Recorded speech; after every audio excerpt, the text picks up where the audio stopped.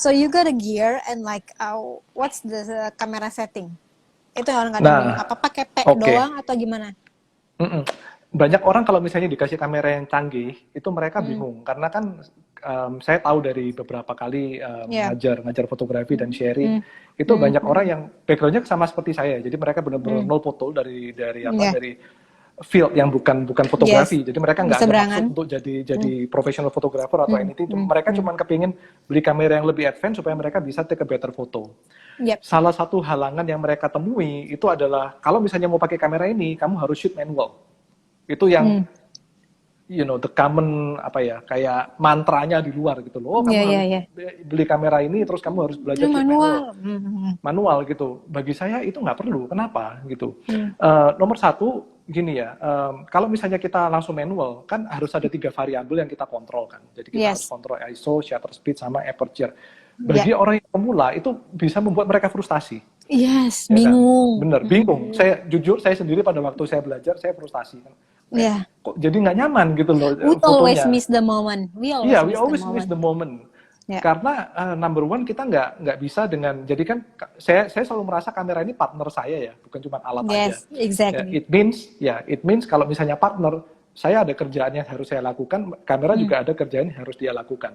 Jadi bukan berarti saya bisa beli kamera paling mahal, terus udah langsung ngasal aja fotonya, nggak bisa. Karena sebagai seorang fotografer sendiri, itu saya juga harus memperhatikan tentang satu, komposisi, kedua pencahayaan, yang ketiga juga tentang cerita yang mau saya sampaikan, itu nggak bisa dilakukan oleh kamera.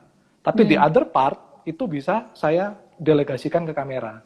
Dan semakin advance kameranya, semakin dia bagus untuk melaksanakan tugas delegasinya. Itu yang saya percaya ya. Jadi ngapain beli kamera mahal-mahal? Karena dia bisa lebih pinter aja ngelakuin tugasnya. Jadi nggak harus melulu kayak ya kan saya gini. Kalau misalnya dia kurang bagus melakukan tugasnya, dengan skill saya yang tahu sampai ke manual, saya bisa lakukan pembenaran. Jadi itu bahwa ternyata maunya lebih bright atau bagaimana gitu, balik lagi ke tes masing-masing.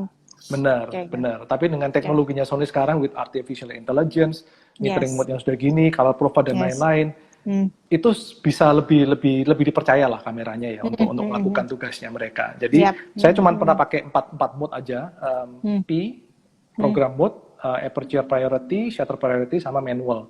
Kalau misalnya beginner, saya sarankan jangan pakai auto yang hijau, karena kalau auto yang hijau itu kita kan semuanya benar-benar diserahkan 100% ke kamera, kita nggak bisa mengubah setting.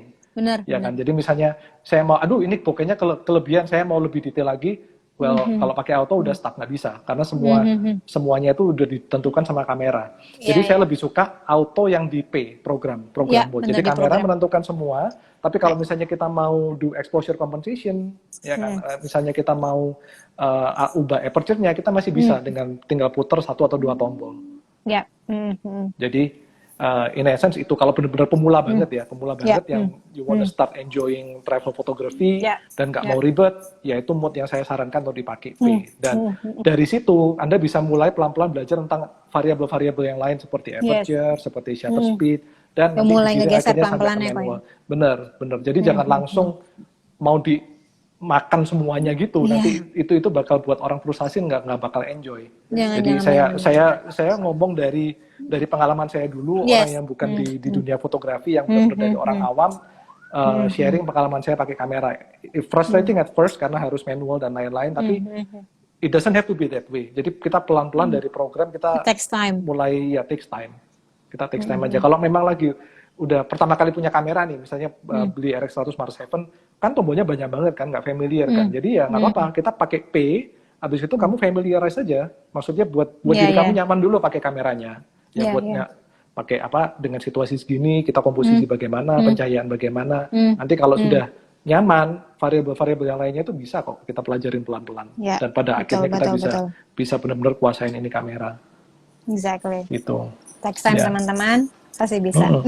Next time. And don't forget to enjoy yourself. Jadi nggak ada yang jadi jangan merasa kayak fotografi ini keharusan dan lain-lain, kecuali kalau Anda memang kerjanya fotografi ya. Bagi saya ini kan kayak hiburan karena saya kerja di corporate dan cukup jutek ya.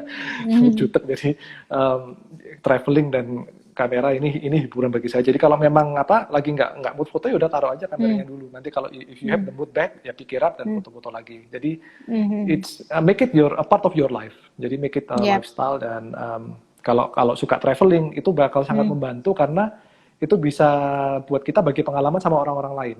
Ya, jadi semakin banyak pengalaman, semakin banyak cerita kita, itu kita bisa jalin hubungan yang lebih sama orang. Jadi pada waktu saya kerja bahkan sampai sekarang ya, jadi misalnya saya kerja di corporate atau sekarang, itu kalau misalnya saya lebih banyak travel, saya bisa lebih cerita lebih banyak, dan saya bisa menjalin hubungan atau koneksi itu lebih dekat sama orang.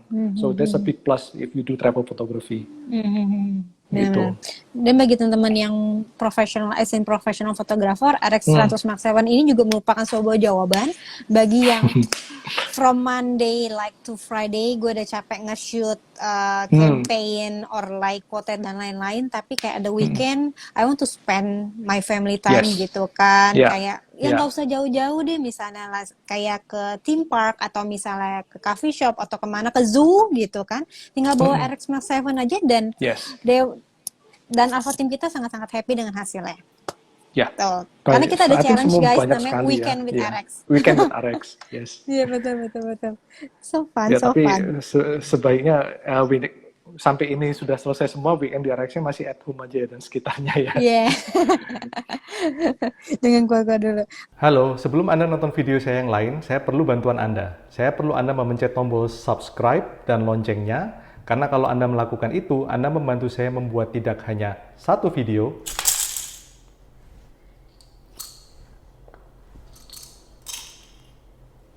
tapi banyak video. Terima kasih atas bantuannya.